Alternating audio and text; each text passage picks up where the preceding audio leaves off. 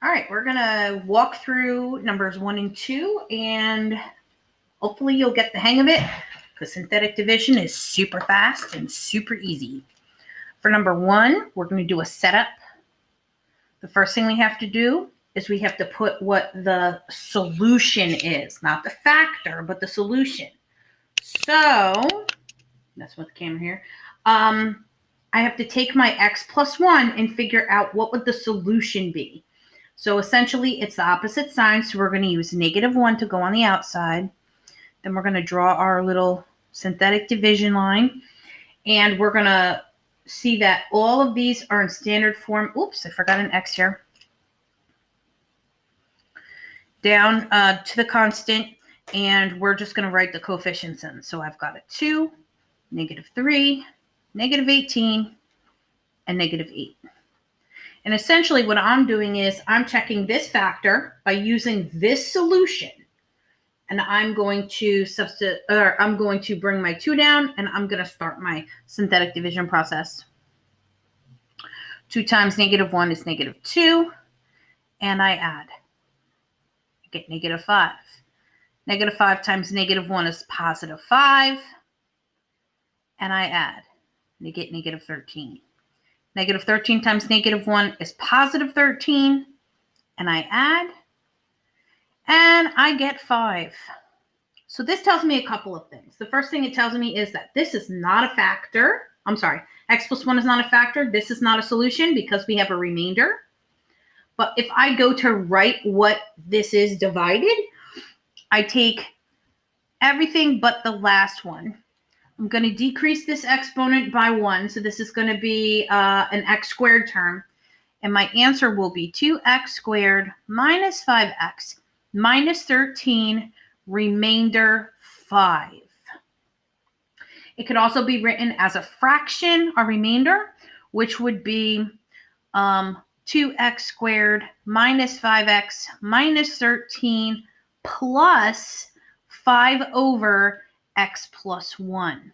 Okay, so the plus sign is because the 5 is positive, and the x plus 1 is literally the factor that we're dividing. So either of these are your answer. Let's move on to number 2. Number 2, I'm doing synthetic division, so I need to make sure that there we go. I want to make sure that my thing is set up right. I have x minus 2 as a factor, so I have to put +2 as my synthetic divider.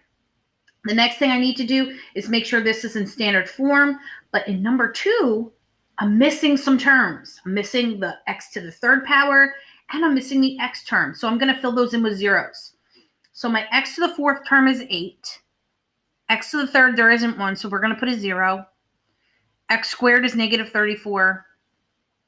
The x term is 0, and the constant is +8. So you have to fill it in with zeros because from the highest exponent to the lowest exponent, everybody needs a place value. Okay, so I have set it up. I've got x to the 4th, 3rd, 2nd, 1st, and the constant. My solution is x equals 2, and I'm ready to rock and roll. So I'm going to bring my 8 down. 8 times 2 is 16. I'm going to add that. 0 plus 16 is 16. That one's easy. 16 times 2 is 32. I'm going to add it. I'm now at -2. -2 times 2 is -4. I'm going to add it. That gives me -4. And -4 times 2 is -8. I'm going to add it, and I get 0. This is a game changer. This means that we have no remainder, and what that means is that x equals 2 is a solution. That also means that x minus 2 is a factor. That's what that 0 means. It means that there's no remainder, that is a solution, and that this is a factor when we go to factor it.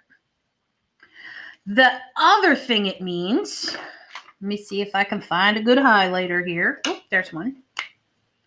The rest of this is going to be called a depressed polynomial. That means we have shrunken our polynomial down a degree, because remember, whenever we do synthetic division, we're going to decrease it by 1 degree. And our new depressed polynomial